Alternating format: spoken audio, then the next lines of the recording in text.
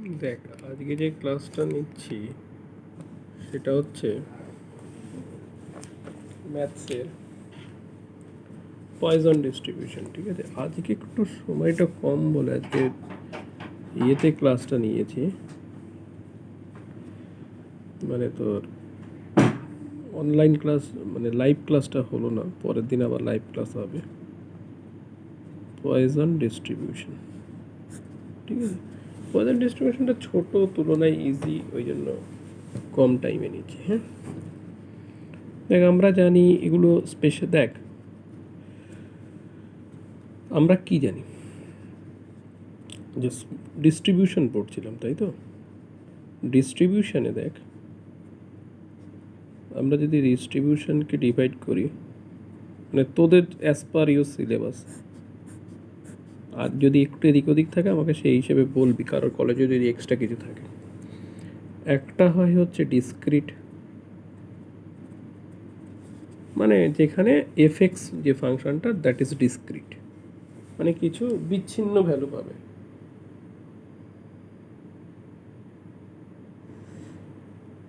ঠিক আছে, তাহলে এই ডিসক্রিটের মধ্যে পড়ে হচ্ছে বাইনোমিয়াল। এক নম্বর তোদের সিলেবাসে যা আছে, অ্যাজ পার ইউর সিলেবাস, ডিসক্রিটের মধ্যে এক নম্বর হচ্ছে বাইনোমিয়াল, আর দু নম্বর হচ্ছে পয়জন। এবার আমরা বাইনোমিয়ালটা আগের দিন শিখেছি, ঠিক আছে তো, তাহলে আজকের পয়জনটা শিখব। আর এখানে থাকবে এইটা হচ্ছে কমপ্লেক্স, এই কন্টিনিউয়াস। কন্টিনিউয়াস মানে যেখানে পিডিএফ আর কি অ্যাকচুয়ালি। এখানে আমরা কি বলি, এফএক্সকে পিএমএফ বলি, মানে এফএক্স যেটা সেটাকে বলি পিএমএফ, প্রবাবিলিটি মাস ফাংশন। তাহলে তার আন্ডারে আছে বাইনোমিয়াল আর পয়জন তোদের সিলেবাস অনুযায়ী। আর কন্টিনিউয়াস আছে যেটা, তার মধ্যে তোদের যেটা সিলেবাস আছে সেটা হচ্ছে স্যাম্পল ডিস্ট্রিবিউশন।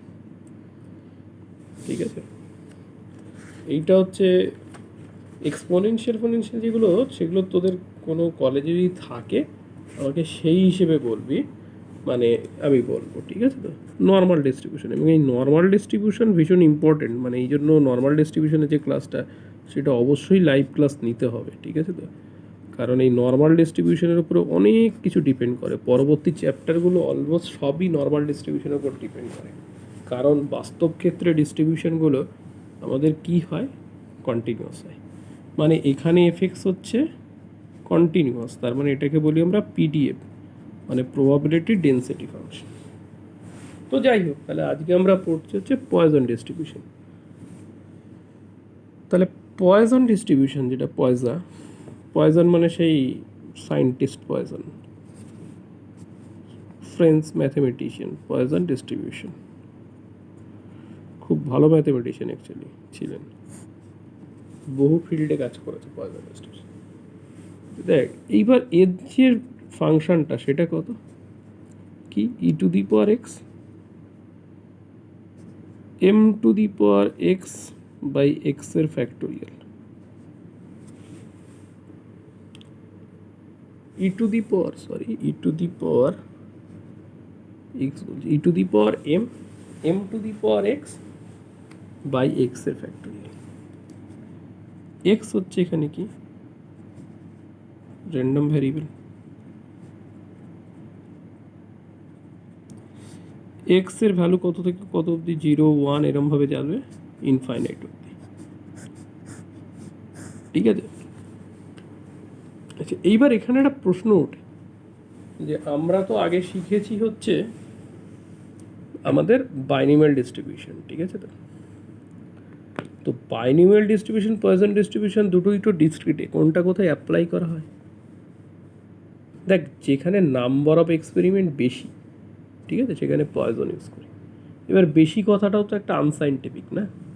দেখ বাইনোমিয়াল ডিস্ট্রিবিউশনে আমরা যেটা দেখেছিলাম, ফাংশনটা কী ছিল, NCX P to the power X Q to the power N minus x.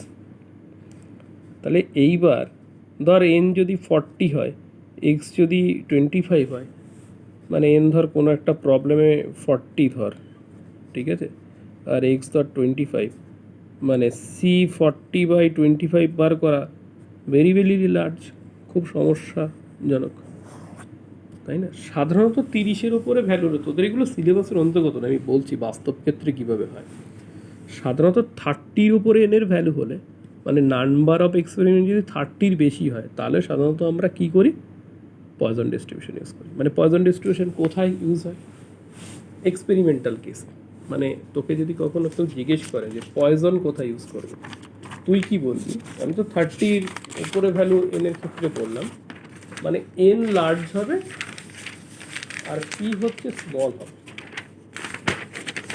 যেমন ধর কোথাও বজ্রপাতের সম্ভাবনা, লাইটনিংয়ের চান্সেস পয়জন ডিস্ট্রিবিউশন দিয়ে বার করা, কারণ আমরা কি জানি একটা জায়গায় মানে বজ্রপাত হওয়ার চান্সেস খুব কম থাকে, একটা রাস্তা দিয়ে প্রচুর গাড়ি যাচ্ছে, অ্যাক্সিডেন্টাল কেস, অ্যাক্সিডেন্ট হওয়ার চান্সেস খুব কম, সেই ক্ষেত্রে আমরা সাধারণত পয়জন ডিস্ট্রিবিউশন ইউজ করি। বাস্তব ক্ষেত্রে এখানে তোদের অঙ্কে সব বলে দেবে কোথায় কি ইউজ করতে হবে, ঠিক আছে? তো এন হচ্ছে লার্জ, সোজা কথা এন লার্জ, আর পি হচ্ছে স্মল। এইরকম হলে আমরা কি করি? পয়জা ইউজ করি, পয়জা ইউজ করি। আচ্ছা, এইবার আসছি আমরা, এখানে তো এফ এক্স মানে বলেছি কত? E to the power minus M, M to the power X by এক্সের ফ্যাক্টোরিয়াল, এক্স হচ্ছে 0 1 এরকম করতে করতে ইনফাইনাইট অবধি, ঠিক আছে? তাহলে মিন কত এর? পয়জন ডিস্ট্রিবিউশনের মিন, পয়জন ডিস্ট্রিবিউশনের মিন সবসময় মাথায় রাখবি এম। কত হবে পয়জন ডিস্ট্রিবিউশনের মিন? কত হয়? পয়জন ডিস্ট্রিবিউশনের মিন হয় এম। এম এগুলো প্রুভ করা যায়, আমরা বলেছি পরে প্রুভ করব। আর আমাদের ভ্যারিয়েন্স, ভ্যারিয়েন্সও এম, দেখ দুটোই কিন্তু M. M is a parameter এখানে এই ডিস্ট্রিবিউশনে। তার মানে মিন হচ্ছে কত? এম। ভ্যারিয়েন্স কত? এম। ঠিক আছে তো? মিন এম, ভ্যারিয়েন্স এম, তার মানে এসডি হচ্ছে কত? রুট ওভার এম, কারণ এসডি মানে তো ভ্যারিয়েন্সের রুট ওভার, তাই না? আমরা আগেই শিখে এসছি।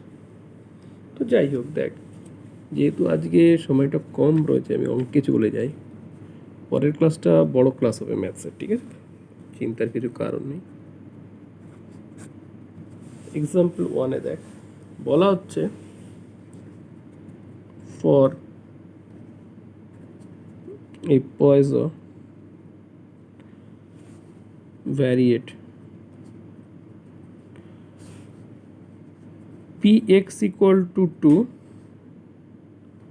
equal to এটা দেওয়া আছে, px equal to 2 px equal to 1 বলা আছে। তোকে কি বার করতে বলছে? বলছে find p x equal to 1 or 0 এর ভ্যালু বার করতে বলছে। আর কি বলছে? মিনটা বার করতে বলছে, মিন মানে এম এর ভ্যালু বার করতে। এই হচ্ছে তোর অঙ্ক, ঠিক আছে? এই হচ্ছে অঙ্ক। তাহলে দেখ আমরা px or fx যাই বলি না কেন, কত আমাদের? E to the power minus M, M to the power X by X এর ফ্যাক্টোরিয়াল পয়জার ক্ষেত্রে। তাহলে px ইকুয়াল টু 2 মানে কত? এক্স এর জায়গায় 2 বসবে, মানে E to the power M, M square by factorial 2। px equal to 1 মানে E to the power minus M, M 1 এর ফ্যাক্টোরিয়াল। তার মানে কত হচ্ছে? E to the power minus M, M square by factorial 2 equal to E to the power minus M, M 1 এর factorial. এই তাহলে এখান থেকে দেখ E to the power M, E to the power M যদি ক্যান্সেল আউট হয়, মানে এখানে থাকছে এম বাই 2 ইকুয়াল টু 1। দুই সাইড কেটে গেলে এম যেহেতু নট ইকুয়াল টু 0, তাহলে কিছু হয়ই না। এম যদি 0 হয় কিছু হবে না, কারণ প্যারামিটার তো am not equal to 0 actually. তাহলে এখানে এম কত বেরোবে? 2। এম এর ভ্যালু কত বেরোলো? 2। একটা পার্ট বেরিয়ে গেল, আগেই বেরিয়ে গেল পরের পার্টটা, মিনের পার্টটা। এম বের করার মানেই তো মিন বার করা। এবার আমাকে বার করতে বলেছে px equal to 0 or 1 or মানে px equal to 0 plus px equal to 1 তাহলে px মানে আমাদের কত ছিল আমরা যদি এই সাইডে একটু লিখি তোদের সুবিধার্থে px মানে কি ছিল e to the power minus m m to the power x by x এর ফ্যাক্টরিয়াল তাহলে e to the power minus m m to the power 0 0 এর factorial plus e to the power minus m m to the power 1 by 1 এর factorial মানে এখানে আসছে e to the power minus m plus e to the power minus m into m e to the power m common নিলে 1 plus m m হচ্ছে 2 e to the power minus 2 1 plus 2 তার মানে 3 e to the power minus 2 that is the value আমি আরেকবার দেখাই e to the power minus m m to the power 0 x এর value 0 বসলে 0 এর factorial to the power minus m m to the power 1 1 এর factorial কারণ ফাংশনটাই তো আমার কত আছে ফাংশনটাই তো আমার এরকম e to the power minus m m to the power x by x এর ফ্যাক্টরিয়াল মানে x এর জায়গায় একবার 0 আর একবার 1 বসলো তাহলে এটা থাকলো e to the power m common নিলে মান বসিয়ে দিলাম তাহলে এটা গেল এইবার আমি আরেকটা অঙ্কে আসছি এটা লেখা অঙ্ক আর এক ধরনের টাইপ ইম্পর্টেন্ট দেখ a car hire firm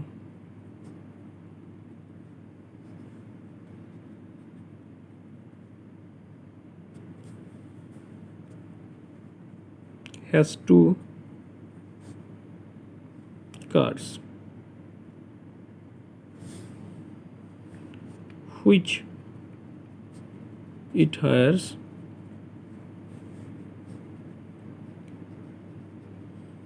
out day by day. The number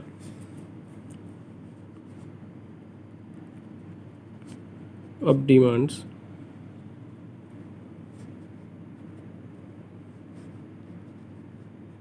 for a car on each day is distributed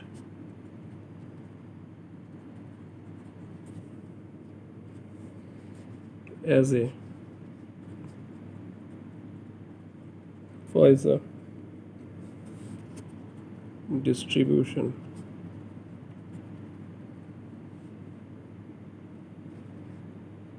with average number of demand per day 1.5 calculate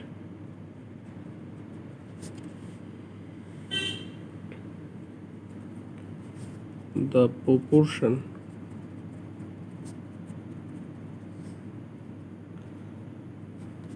of days on which neither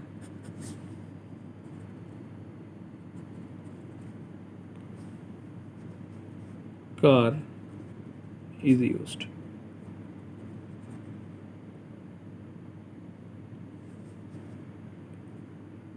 Which neither car is used না লিখে লিখছি the proportion of days on which some demand refused. এই হচ্ছে আমার অঙ্ক দেওয়া হয়েছে ঠিক আছে তো দেখ ভালো করে যদি আমি অঙ্কটার দিকে দেখি মানে একটা লোকের দুটো কার আছে সে কার দুটো ভাড়া দেয় ভালো করে বোঝ একটা লোকের দুটো কার আছে সে দুখানা কার ভাড়া দেয় ডে বাই ডে ভাড়া দেয় তার মানে তার একটা দিনে হায়েস্ট কটা ভাড়া হতে পারে দুটো ভাড়া হতে পারে এবার রোজ তো কার ভাড়া নাও হতে পারে দুটো কারই রোজ তো নাও ভাড়া হতে পারে ঠিক আছে বলছে লোকটার অ্যাভারেজ 1.5 ভাড়া হয় মানে 1.5 ভাড়া হয় মানে মানে একদিনে দেড়খানা খার, এবার দেড়খানা খার তো হয় না, তার মানে অ্যাকচুয়ালি দুদিনে 3টে ভাড়া হয়। এই যে ডিমান্ড পার ডে বলেছে 1.5, এটার মানে কি একদিনে দেড়খানা ভাড়া হয়, দেড়খানা ভাড়া হওয়া তো সম্ভব না, তার মানে দুদিনে 3টে ভাড়া পায়, মানে দুদিনে একটা কার বসে থাকে আর কি। অ্যাকচুয়ালি দুদিনে অ্যাকচুয়ালি দুটো কারই যদি ভাড়া হয়ে যায় তাহলে 4টে ভাড়া হওয়া উচিত, মানে প্রথম কারের একটা ভাড়া, পরের কারের একটা ভাড়া, প্রথম দিন দুটো ভাড়া, পরের দিন দুটো, কিন্তু তা হয় না, অ্যাভারেজে দেড়খানা হয়। ঠিক আছে, এবার এখানে পয়জন ইউজ করতে বলছে। ওকে, তার মানে অ্যাভারেজ মানে মিন, তার মানে এম হচ্ছে 1.5, প্রথমেই বেরিয়ে গেল। দেখ অঙ্কটা তো বড়, কিন্তু করতে কিন্তু খুব একটা চাপ হবে না, কিন্তু এই অঙ্কটা বহুবার এসছে, 3বার থেকে 4বার ডব্লিউবিটিতে সেম অঙ্কটা এসছে। কিন্তু বলছে calculate the proportion of days on which some demand refused. তাহলে আমি রিফিউজড কখন করব? আমার দুটো কার দুটোই যদি ভাড়া হয়ে গিয়ে থাকে তাহলেই তো আমি রিফিউজ করব, আর নাহলে তো আমার রিফিউজ করার কারণ নেই। আমার দুটো কার ভাড়া হয়ে গেছে, এবার থার্ড একজন লোক এসে বলেছে ভাড়া চেয়েছে, তাহলেই তো একমাত্র আমি ভাড়া দিতে পারবো না, আর নাহলে তো আমি ভাড়াই দিতে পারতাম। কার ভাড়া দেবো না কেন? আমার যদি কার ভাড়া দেওয়াটাই মানে বিজনেস হয় তাহলে নিশ্চয়ই আমি ভাড়া দিয়ে দেবো। এবার আমার দেখা যাচ্ছে দুটো কারই ভাড়া হয়ে গেছে, এবার আরেকজন যদি এসে বলে ভাড়া চায় তাহলে আমি পারবো না। তাহলে এক্স দিয়ে যদি নাম্বার অফ রেন্ট বা তোর হায়ার বলা যায়, নাম্বার অফ তোর কার হায়ার্স লিখি যদি, তাহলে আমি রিফিউজ করব কখন? যখন এক্সের ভ্যালু 2 বা 2-এর বেশি হবে, কারণ দুটো কার 2-এর বেশি হলেই তো আমি রিফিউজ করতে হবে, তাই না? তার মানে আমাকে বার করতে হচ্ছে, এই জিনিসটা বার করতে হচ্ছে, 2-এর বেশি হলে তবে রিফিউজ করতে হচ্ছে, এই জিনিসটা, এটা বার করতে হচ্ছে। X greater than equal to, এবার X greater than equal to 2 মানে কত? 1 minus X less than equal to 2, তাই তো? কারণ দুটো মিলিয়ে তো ইউনিভার্স, টোটাল 1 হয়। X P x greater than equal two plus P x less than equal to 2, দুটো মিলিয়ে 1 হয়। তার মানে P x greater than equal to 2 মানে 1 minus P x less than 2। তার মানে আমি যদি এক্স লেস দ্যান 2কে ভাঙি তাহলে কত হয়? X equal to 0, X equal to 1, X equal to 2, এই হয়। এইবার X equal to P X equal to 0 যদি হয় তাহলে কত হবে?